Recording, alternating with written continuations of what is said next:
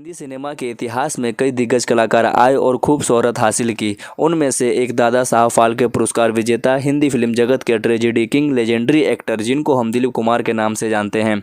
दिलीप साहब का जन्म पेशावर के किस्सा खानी बाजार के एक मोहल्ले में 11 दिसंबर 1922 में हुआ, जो कि अब पाकिस्तान का हिस्सा है। इनका ताल्लुक एक आवान खानदान से था जहां हिंद को बोली जाती थी, मीठी जबान हिंद को। इनके वालिद साहब का नाम लाला मोहम्मद सरवर खान था और इनकी मां का नाम आयशा बेगम, जिनके कुल 13 बच्चे थे और दिलीप साहब उनमें से पांचवें। इनके वालिद साहब फलों का कारोबार किया करते थे।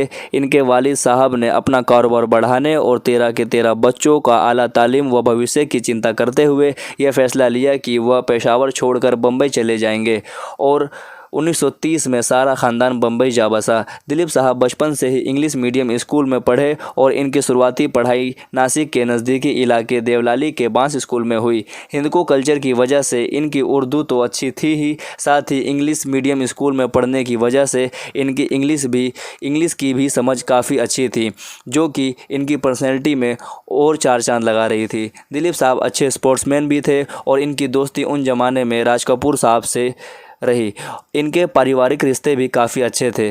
कई बार राज कपूर साहब ने उन्हें बड़े होकर एक्टर बनने की सलाह दी, मगर वह यह बोलकर टाल देते, कहाँ यार, एक्टर तो तुम बनना, यह तुम्हारे वालिद साहब का पेशा है, मैं कहाँ एक्टर बनूंगा। मगर किस्मत को तो कुछ और ही मंजूर था। 1940 में लगभग 18 वर्ष के खूबसूरत नौजवान दिलीप साहब अपनी जवानी के उस दहलीज पर थे जिस वक्त हर नौजवान के जोश और खरोश की कोई सीमा नहीं होती। उसी जुनून में एक रोज़ अपने वालिद साहब से लड़ गए और नाराज होकर बम्बई से पुणे चले गए। पुणे जाकर उन्होंने कैंटीन में काम किया और कुछ दिनों बाद उन्हें वहां ठेका मिला और उन्होंने सैंडविच बार लगा दी। 2 साल उन्होंने खूब मेहनत की, खूब पैसा कमाया। अपने परिवार से एक पैसा न लेते हुए उन्होंने 5,000 रुपये जमा कर लिए। एक दिन उन्हें ख्याल आया क्यों ना परिवार के साथ ही रहा जाए। फिर क्या, उन्होंने फैसला किया कि अब वह अपने वालिद साहब के साथ ही काम करेंगे और वह बम्बई चले आए। उनके वालिद साहब उन्हें देखकर बहुत खुश हुए और उनके जमा किए हुए 5,000 रुपये देखकर उनके वालिद साहब का सीना और चौड़ा हो गया। उनके वालिद साहब बोले, बेटा अब तुम जवान हो गए हो, कामयाब हो, जाओ अब अपनी किस्मत आजमाओ। दिलीप साहब उनकी हौसला अफजाई लेकर कुछ दिनों बाद ही हिंदुस्तान के मशहूर हिल स्टेशन नैनीताल जा पहुँचे और उन्होंने वहां जाकर कैंटीन का काम शुरू किया। उनका वहां कैंटीन का काम सही चलने लगा। तभी उनकी मुलाकात देविका रानी से हुई, जो कि बॉम्बे टॉकीज की मालकिन थी। वह वहां अपनी टीम के साथ फिल्म के लिए खूबसूरत लोकेशन तलाश रही थी। तभी उनकी निगाह कैंटीन में एक खूबसूरत नौजवान पर पड़ी, जिसके बात करने का लहजा इतना खूबसूरत था कि देविका रानी उनके पास गई और अपना कार्ड उन्हें थमा दिया और कहा कि आप कभी भी बम्बई आए तो मुझसे एक बार मुलाकात ज़रूर कीजिएगा। फिर क्या, वो बम्बई जाने के कुछ समय बाद ही जा पहुँचे बॉम्बे टॉकीज के दफ्तर में। वहाँ देविका रानी मौजूद थी। उन्होंने उनका स्वागत किया और तुरंत ही उनके सामने एक कागज़ पेश कर देती हैं। दिलीप साहब जब उस कागज़ की ओर देखते हैं तो पता चलता है कि वह तो कॉन्ट्रैक्ट लेटर है। उसी बीच देविका रानी पड़ती हैं कि 1250 रुपये महीना दूंगी, इसे साइन कर दो। वह थोड़ी देर सोचने के बाद उस पर साइन कर देते हैं, मगर वह यह नहीं चाहते थे कि वह एक अदाकार के रूप में काम करे।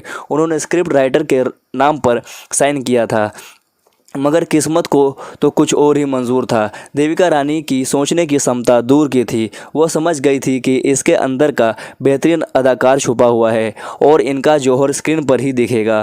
कुछ समय बाद ही देविका रानी ने उनको फिल्मों के लिए मना लिया और एक दिन अपने दफ्तर बुलाकर उनके नाम के ऊपर चर्चा की। उन्होंने कहा, क्या यूसुफ खान फिल्म के लिए उपयुक्त रहेगा?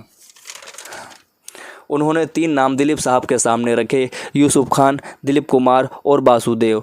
जो आपको दिलीप साहब ने कहा कि यूसुफ खान छोड़कर जो आपको बेहतर लगे वो आप रख दीजिएगा। उनका ये कहना इसलिए था, वह ये नहीं चाहते थे कि उनके वालिद साहब को ये खबर हो कि उनका बेटा फिल्मों में काम कर रहा है, क्योंकि वालिद साहब को फिल्मों में कोई दिलचस्पी नहीं थी। कुछ दिनों बाद कुछ दिनों बाद ही उनको किसी इश्तिहार के माध्यम से मालूम पड़ा कि उनका नाम दिलीप कुमार रख दिया गया है।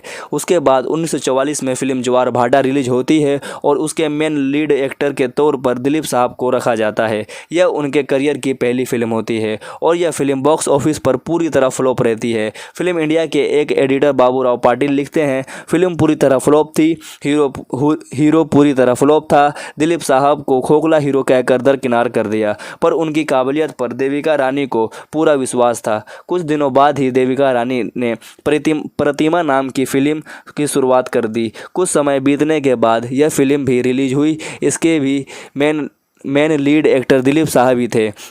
यह फिल्म बॉक्स ऑफिस पर फ्लॉप रही। फिल्म इंडिया ने प्रतिमा, दिलीप कुमार और बॉम्बे टॉकीज को फ्लॉप करार दे दिया। बाबूराव पाटिल ने तो दिलीप साहब को फिल्म लाइन छोड़ने की हिदायत तक दे दी।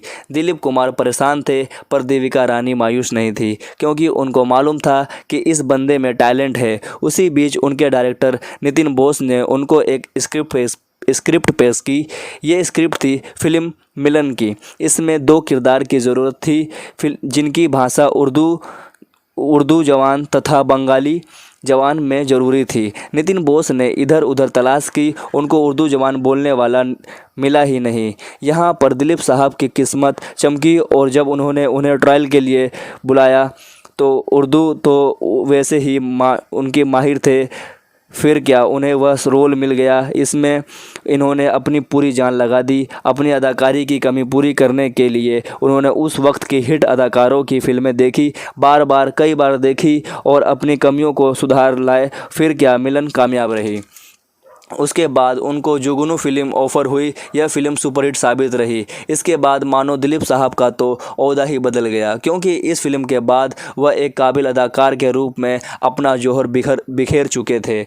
इसके बाद इनको कई फिल्में ऑफ़र हुई, मानो फिल्मों की लाइन लग गई। उसी बीच उन्हें हॉलीवुड की भी फिल्म ऑफ़र हुई। फिल्म का नाम था लॉरेंस ऑफ अरेबिया, पर उन्होंने इस फिल्म को करने से मना कर दिया। फिल्म फेयर पुरस्कार का सबसे पहला समारोह, जो कि 21 मार्च 1954 में रखा गया था, उसमें सबसे पहले सर्वश्रेष्ठ अभिनेता के लिए दिलीप साहब को दाग फिल्म के लिए सम्मानित किया गया। फिल्म फेयर सर्वश्रेष्ठ अभिनेता के लिए 8 बार पुरस्कार मिल चुका है, जो कि अब भी सभी अभिनेताओं से ज़्यादा है। इसी बीच दिलीप साहब की लव लाइफ की बात की जाए तो इनका जीवन में मधुबाला समेत कई अदाकारों के साथ नाम जुड़ा, पर मधुबाला के साथ इनका प्यार 7 साल तक चला। मगर ये एक दौर ऐसा भी आया, यह एक सेट पर होने के बावजूद भी एक दूसरे से बात तक नहीं करते थे। मुगले आजम के शूटिंग के दौरान डायरेक्टर के आसिफ दोनों को बहुत समझाते थे, पर दोनों ने एक साथ न रहने का फैसला कर लिया था। इसी बीच कुछ समय बाद मधुबाला ने किशोर दास से शादी कर ली। इसी तरह इनकी यह कहानी अधूरी रह गई। उस समय दिलीप साहब की उम्र लगभग 40 पार कर चुकी थी और आए दिन उनकी शादी की चर्चा मैगजीन अखबारों में छपती रहती। दिल फेंक दिलीप भी अब सच्ची मोहब्बत तथा जीवन साथी की तलाश में थे। उसी बीच फिल्म इंडस्ट्री में सायरा बानो ने कदम रखा। दिलीप साहब एक कामयाब अदाकार हो गए थे। उन्होंने बुलंदी की वह दहलीज पा ली थी कि कोई भी अदाकार उनके साथ एक ना एक बार काम करना चाहता था। सायरा बानो भी उन्हीं में से एक थी। सायरा बानो ने एक दिन उन्हें अपनी सालगिरह पर न्योता दिया। दिलीप साहब जब वहां पहुंचे तो उन्होंने देखा कि एक खूबसूरत नौजवान सायरा बानो। उन्हें देख तुरंत फैसला किया कि अब शादी तो इसी से ही करनी है। इन्होंने शादी की इच्छा सायरा बानो के सामने रखी पर सायरा बानो ने अपने से 22 वर्ष बड़े दिलीप को मना न कर सकी और 1966 में 44 वर्ष के दिलीप से उनकी शादी हो गई। शादी की ज़िंदगी अच्छी चल रही थी, पर बच्चे की ख्वाहिश पूरी न होने की वजह से दिलीप साहब ने सायरा बानो को छोड़ 1980 में आसमा से शादी कर ली। यह शादी ज़्यादा दिन नहीं चली, फिर इनका रिश्ता टूट गया। दिलीप साहब आसमा से शादी करने को अपने जीवन का सबसे बड़ा भूल मानते हैं। फिर जब इनका आसमा से रिश्ता टूटा तो ये सायरा बानो के पास दोबारा लौट आए। सायरा बानो ने इन्हें माफ़ कर दिया और वह कहते हैं कि मैं सायरा बानो का शुक्रगुजार हूँ जो जो उन्होंने फिर से मुझे माफ़ कर दिया और उसके बाद यह दोनों साथ रहे। फिल्म इंडस्ट्री में महत्वपूर्ण योगदान देने वाले दिलीप साहब को 1995 में दादा साहब फाल्के पुरस्कार से सम्मानित किया गया। 8 बार फिल्म फेयर जीतने वाले दिलीप साहब को 1993 में लाइफ टाइम अचीवमेंट से भी नवाजा गया। पाकिस्तान ने 1948 में पाकिस्तान के सर्वोच्च नागरिक सम्मान निशान-ए-इम्तियाज से भी नवाजा। वर्ष 2000 से 2006 के बीच वह मेंबर ऑफ पार्लियामेंट भी रहे। वह अपने जीवन के आखिरी पड़ाव में लंबी बीमारी से जंग लड़ रहे थे और 7 जुलाई 2021 में 98 साल की उम्र में आखिरी सांस ली। अपने अभिनय से लाखों दर्शकों को जीतने वाले अभिनेता दिलीप कुमार को 7 जुलाई शाम 5 बजे राजकीय सम्मान के साथ मुंबई के जुहू कब्रिस्तान में सुपुर्द खाक कर दिया गया।